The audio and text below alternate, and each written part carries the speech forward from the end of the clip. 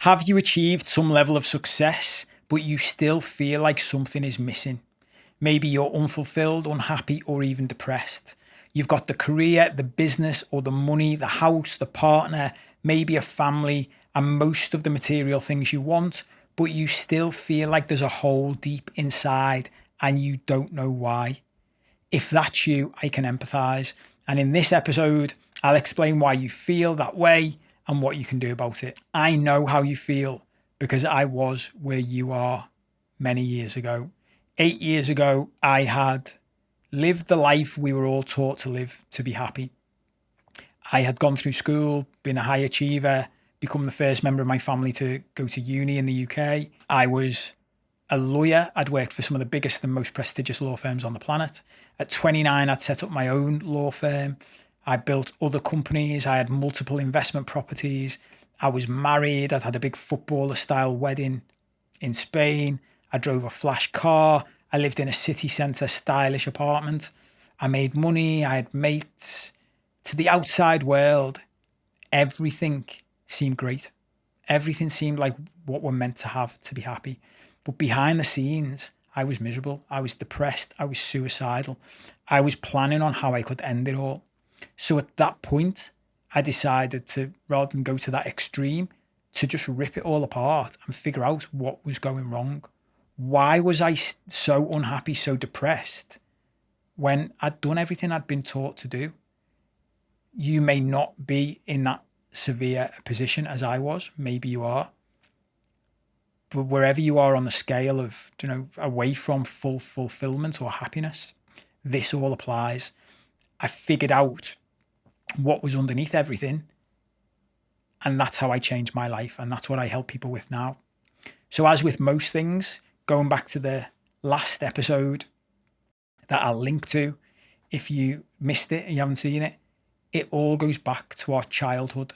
But with this part of the problems in our life, it's also tied to the society we live in. So if we go back to childhood and the creation of the ego and it being there to keep us alive and to meet our needs, what has basically happened is over the decades, the centuries, we have created a society that is built on dysfunction, and it's built on ego effectively. And our ego only cares, as I've said, about survival and meeting our subconscious needs. That is not the same as feeling fulfilled and happy.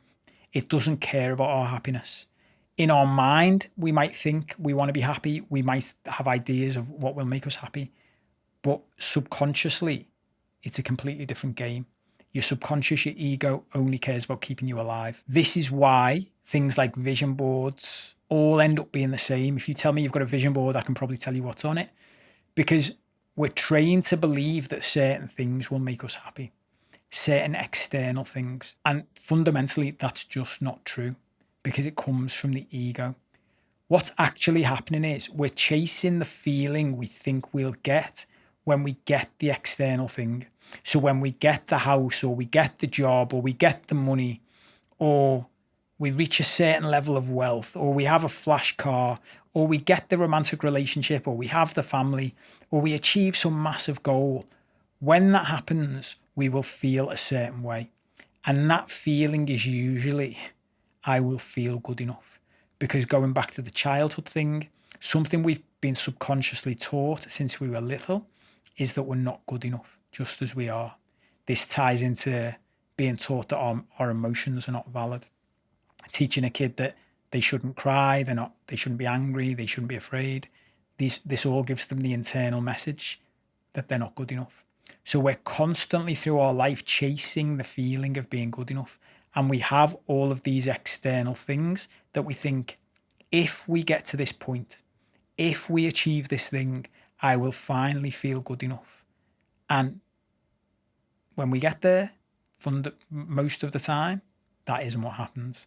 So then our ego convinces us, oh, well, the goal must have been wrong. And underneath all of this is why the society we're in is part of the problem, is that because so many people live like this and have done for decades, centuries, as I said, what we've ended up with is a society in which if you combine very low self-esteem, shame, inner feelings of not being good enough with some ability.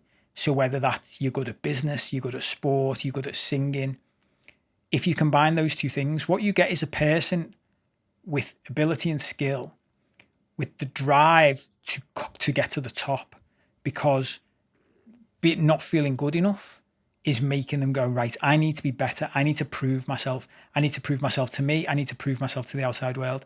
They get better and better. They become more and more successful. They get to the top of this society that we've built. And then we all look at them and say, that's who we're meant to be like. But the problem is they've got there a lot of the time, not always, but a lot of the time through dysfunction. And when they got to where they got to, they still felt empty. They still felt unfulfilled. But it leaves the rest of us looking at them and those people, and they still are held up as examples in our society of people we should model.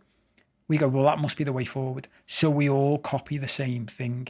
But the problem is we get there and we feel empty because it's not the external thing we're chasing. We're chasing feelings. So what we want to do, and the solution, is to stop playing the game we've been taught since we were kids, to stop playing this external game. This is what I've spent years doing now and what I help other people with, and start looking inward. So we want to strip away the ego, and instead of looking at the external things that the ego wants, we want to reveal what our true self wants from life, because that's where true fulfillment and happiness lies. That's why all of these things we achieve in life, all of the things you've done, have not led you to where you wanted to be. Because at the root of it, they can't give you the feeling that you're chasing. Only you can do that. And that is not an external thing. We can't do that by chasing external achievements. As I've been going through this whole path, I started out, as I said, as the classic being programmed to do all of these things, one end of the spectrum. And then, as we tend to do as humans, as I ripped that apart, I went to the opposite end of the spectrum. So I don't need any material possessions. I don't need anything in life. That'll make me happy. And that didn't either. And what I've been finding in recent times is that the balance is in the middle, which it almost always is that there's some combination in the middle that's important. What I've realized through my path over the past 8 years of that transition is that the most important things to me are relationships and building a close family around me, because everything else to me is meaningless without it. That doesn't mean I don't want the external things. When I went to that other extreme of I can just live in a beach hut and I don't need anything, I've now come back to the middle and I'm like, no, I do still want nice things in life. I still want to be able to fly a private plane and be a millionaire and drive a nice car and live in a nice house, because whilst I'm on this planet, I want to live it to the best I can. But I'm not driven by those things in the same way I was before. I'm not driven by a subconscious gap, a hole that needs to be filled. It's not for the external world. I'm doing that because I want to do it. I want to live a fun life. I want to achieve all the things I want to achieve because I might as well for the time I'm on this planet. But none of that means anything to me if I haven't got the deep, meaningful things that make everything fulfilling, that make everything worthwhile. So now, having done lots of inner work, my focus is on the feelings that I get from having certain states. And that is it's a completely different game. But we have to go back to our subconscious and change our programming, because what we've been programmed since we were little kids is fundamentally flawed. And if we keep trying to change that from a surface level, it will never work. It takes time and patience, but in my opinion, it's better than doing the same things over and over again and expecting different results, which was Einstein's definition of insanity. This is what most people are doing.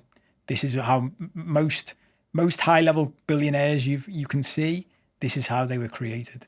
They achieved something and they were like, I've made my first million. I don't feel the way I thought I would. Maybe it's not that it's a million, it needed to be 10 million. So then they make 10 million. They don't feel the way they wanted to feel. Then they aim for 100 million, then a billion, then 5 billion. It never changes because it's not the external thing that we're chasing. We have to go inward. We have to do the work inside.